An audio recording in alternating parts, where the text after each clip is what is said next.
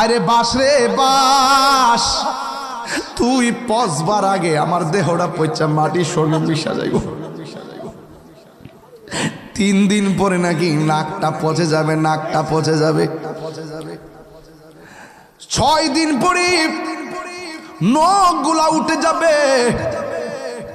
9 দিন পরে মাথার চুলগুলো খুলে পড়ে যাবে রে। এরপরে চোখের মধ্যে অ্যাটাক করবে, পেটটা ফুলে ফেটে যাবে। বাঁশের জারের দিকে তাকায়া ভিতরটা নাড়া মারছে। ও বাস, তুই পচবার আগে আমি বুঝি কবরে পৌঁছে যাবো রে। তোর দিয়ে আল্লাহ বড় মজবুত করে বানাইছে, আমি কেন পৌঁছা যাবো রে। এই কবর বড় সাংঘাতিক। এই কবরে যারা গেছে এরা জানে কবরটা কতদিনে কত মার যাইতেছে। ওই কবরটা বড় সাংঘাতিক জায়গা। আল্লাহ রাব্বুল আলামিন কোরআনে বলে দিয়েছেন, কাইফা তাকফুরুনা বিল্লাহি ওয়া কুনতুম আমওয়াতান ফাআহইয়াকুম সুম্মা ইউমীতুকুম সুম্মা ইউহয়ীকুম সুম্মা ইলাইহি তুরজাউন। আল্লাহ রাব্বুল আলামিন কো, পৃথিবীর মানুষ তোমরা কেমন করে আমি আল্লাহকে অস্বীকার করছো। তুমি ছিলা মুর্দা, আমি আল্লাহ তোমার মুর্দা দেহের ভিতরে আমি জীবন দিয়েছি। জীবন দেওয়ার পরে তুমি অনেক কিছুর মালিক হয়েছো। এমন একটা থাবা তোমার জীবনে আসবে যে থাবার নাম হলো মৃত্যু। মৃত্যু বড় কঠিন রে আব্বা, মরণ বড় কঠিন, মরণ বড় কঠিন, মরণ বড় কঠিন। নাকটা মুখটা রে 2 মিনিটের লাগে বন্ধ করে দেখো, শ্বাসটার কত দাম রে। এই মরণ একদিন আমার সামনে আসবে, এই মরণ একদিন আপনার সামনে আসবে। মরণ মানে হলো আজরাইল আইসা সম্ভবর পাক্কার মাথা দাঁড়ায়া যাবে। পা গুলা থাকবে জমিনে, মাথা থাকবে আসমানে। কেউ আছে ইমান হারা মানুষ, আজরাইলে দেখলে পায়খানা করে বিছনা বাসাইয়া দিব, একেবারে চোখগুলো উল্টাইয়া দিব। আজকে দেখলাম ইউটিউবে একটা বক্তা ওয়াজ করতেছে, হঠাৎ করে এই ভাবগুন পরে দেখলাম মানুষটা আস্তে করে মৃত্যুর কোলে পড়ে গেছে। যখন হাতটা বাড়ি মারছে বুঝা ফেলাইছি আজরাইল বুঝি ওই সময়টার মধ্যে তারা ধাও মারছে। এমন ভাবি বুঝি মানুষ শেষ সময় দুনিয়া থেকে বিদায় হয়ে যায়। সে যে নামে আজরাইল, সঠিক সময়ে সম্ভবর পাকার মাথা তোমার ঘরে হইব দাখিল। কত কাকুতি মিনতি করবা তুমি গো আম্মা, রেহাই পাবে না। আজরাইলা শিলে কারো কফিয়ত চলবে না গো আম্মা, কফিয়ত চলবে না। তুবা নাম গাছটি আছে, পাতায় পাতায় লেখা আছে মানুষের হায়া।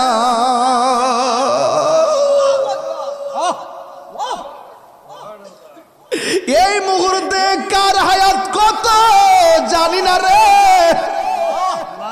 যদি জানতাম ওয়াজ বন্ধ করে বাড়িতে যায় নামাজে দাঁড়ায় থাকতাম, ঘুম হইতো না, খাওয়ান হইতো না, সবাই পাগলের মতো থাকতাম। তোবা নামক গাছটি আছে, পাতায় পাতায় লেখা আছে মানুষের হায়া। সেই পাতা জড়িয়া পড়লে, সেই পাতা জড়িয়া পড়লে মোদের নিশানা।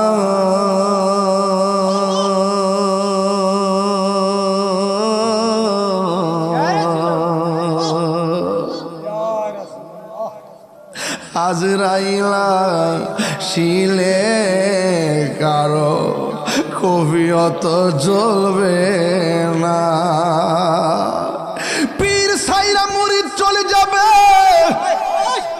মুরিদ ছাইরা সুখের সাগরে বাসায়া পীর চলে যাবে।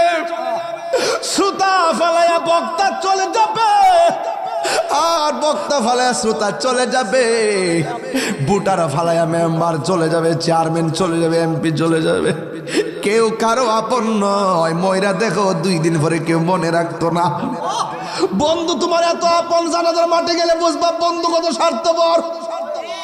কবরের মধ্যে মাটি দিতে যাই সে কয় কাজ আছে, বাজার আছে, খেলা আছে, জানাজার নামাজটা পইরা দৌড় মাইরা খেলায় চলে যায়। 2 দিন পরে বন্ধুরে আর বন্ধু মনে রাখে না। এই পৃথিবীর কেউ তোমার আপন না। তোমার আপন যিনি হবে রে, তিনি সোনার মদিনা উম্মতি উম্মতি বলে।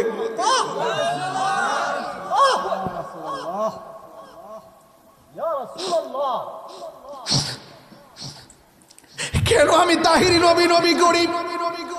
আমি তো জানি আমি ব্যক্তি হিসেবে নগণ্য, আমি তো জানি আমল শূন্য, কিন্তু ভরসা একটাই, নবী যদি কবরে আসে আমার চিন্তা নাই। আমারই মৌতে নিদান কাল তাকিও নবী গো আমার সামনে, দেখিব আপনার আপন নয়নে। ইয়া রাসূল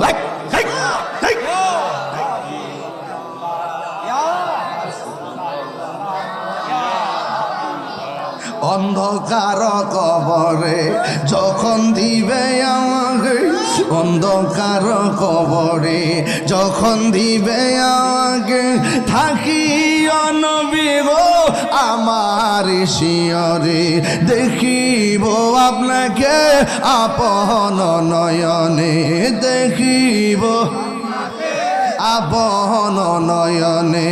ইয়া রাসূল পাগল হয়ে যাও ভাই বাবারা, লা ইয়া রাসূল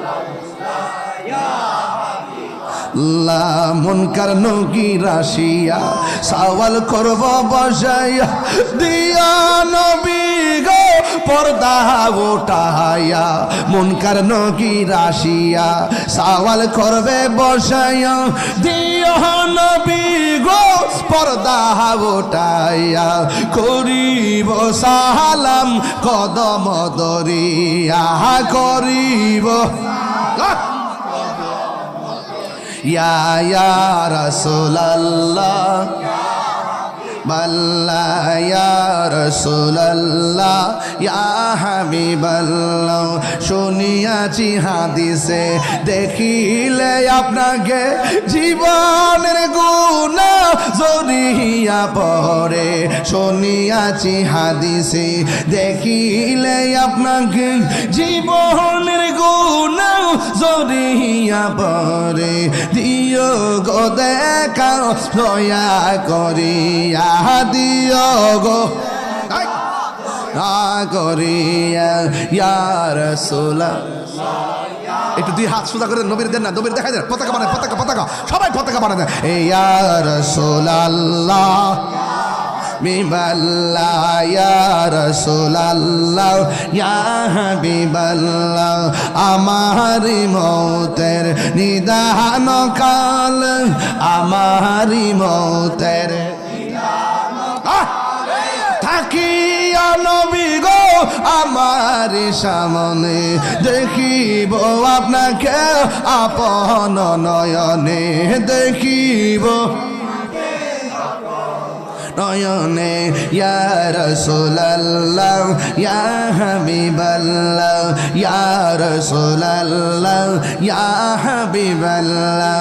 একটা জবান বন্ধ রাখবেন না, ওই কবরে নবী চাই কি চাই না। আল্লাহর হাবিব বলেন, আমি নবী যখন মেরাজে গিয়েছি, যাওয়ার পরে আমার আল্লাহ আমার অনেক আযাব দেখাইছে, আমার আল্লাহ আমাকে অনেক গজব দেখাইছে। আমি দেখলাম সবচাইতে কঠিন আযাব হলো কবরের আযাব। কবরের আযাবের মতো এত কঠিন আমি কিছুই দেখি নাই রে, কিছু দেখি নাই। আল্লাহর হাবিব বলেন, কবর হলো আখিরাতের প্রথম মঞ্জিল, এই কবর এমন একটা জায়গা, এই জায়গায় গেলে আর ফিরে আসা যায় না। আমার নবী আপনার নবী বলেন, কবর ভিতরে গেলে সব চাইতে আযাব দিবে এক প্রকার মানুষ, যার আমলের মধ্যে নামাজ থাকবে না, নামাজের ব্যাপারে যারা উদাসীন। ও শম্ভুপুর বাক্কার মাতার বাবা, নামাজ 5 ওয়াক্ত পড়া লাগবে, নামাজ পড়তে হবে।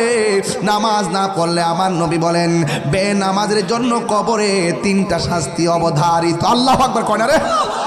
বেনামাজের জন্য 3টা শাস্তি অবধারিত। আল্লাহর হাবিবকে প্রশ্ন করা হয়, ইয়া রাসূলুল্লাহ, নবী গো, ও মায়ার নবীজি, কবরের ভিতরে 3টা আযাব, কি কি আযাব হবে? আমার নবী আপনার নবী বলেন, বেনামাজি হইয়া কবরে গেলে রেহাই পাবে না, 3টা আযাব অবধারিত।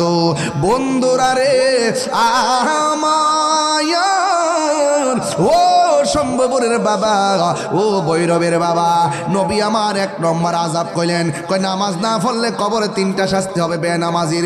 এর মধ্যে 1 নম্বর আযাব হলো কবরের ডান পাশের মাটিগুলা পৃথিবীর এক প্রান্তে চলে যাবে, বাম পাশের মাটিগুলা আরেক প্রান্তে চলে যাবে। যুবক পোলাপান, আল্লাহর হাবিব বলেছেন, যারা যৌবনকালে বেশি ইবাদত করবে আমার আল্লাহ এদেরকে হাসরের ময়দানে আরশে আজিমের নিচে ছায়া দান করে দিবে। এই জন্য 5 ওয়াক্ত নামাজ পড়া লাগবে।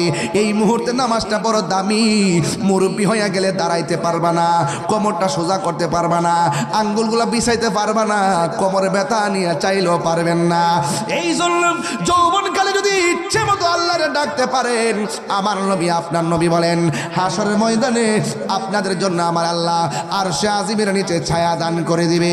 এ যুবক, এখনো সময় আছে। এই চোখ দিয়ে আমার আল্লাহরে দেখার সুযোগ আছে, এই চোখ দিয়ে স্বপ্নে আমার নবীরে দেখার সুযোগ আছে, এই জবান দিয়ে নবীর স্লোগান দেওয়ার সুযোগ আছে, এই কান দিয়ে নবীর স্লোগান শোনার ক্ষমতা আছে। এ বন্ধু, সময় থাকতে কানকে কাজে লাগাও, সময় থাকতে জবানকে কাজে লাগাও, সময় থাকতে চোখটারে কাজে লাগাও, সময় থাকতে হাতটারে কাজে লাগাও, সময় থাকতে পা দুইটাকে কাজে লাগাও, সময় থাকতে অন্তরটাকে স্থির করে নাও। এই জন্য আমার নবী আপনার নবী বলেন, এ পৃথিবীর মানুষ, পৃথিবীটা এমন একটা জায়গা যেখানে আসার গ্যারান্টি, যাওয়ার কোনো গ্যারান্টি নাই।